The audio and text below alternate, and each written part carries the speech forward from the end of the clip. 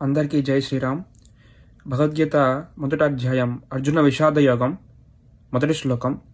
ధృతరాష్ట్రువాచ ధర్మక్షేత్రే కురుక్షేత్రే సమవేతాయుయుత్సవః మామకాః పాండవాశ్చైవ కిమకుర్వత Sanjaya.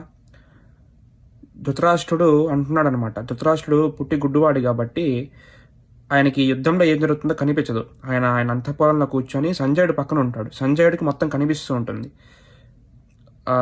So సంజయుడిని అడుగుతున్నాడు అనమాట. ఆయన రన్నింగ్ కామెంటరీ చెప్తూ ఉంటాడు సంజయుడు ఏం జరుగుతుందని. సో మొట్టమొదటి శ్లోకం, భగవద్గీతలోని మొట్టమొదటి శ్లోకం ధృతరాష్ట్రుడి నోట్లోంచి వచ్చింది.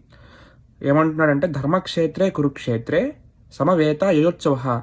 ధర్మక్షేత్రమైనటువంటి కురుక్షేత్రంలో యుద్ధం చేయడానికి సిద్ధపడినటువంటి మామకాహ్ పాండవాశ్చేవ, నా పుత్రులు అలాగే పాండవులు, పాండరాజు పుత్రులు, కిమ కుర్వత సంజయ, ఏం చేస్తున్నారు సంజయ అని అడుగుతున్నాడు.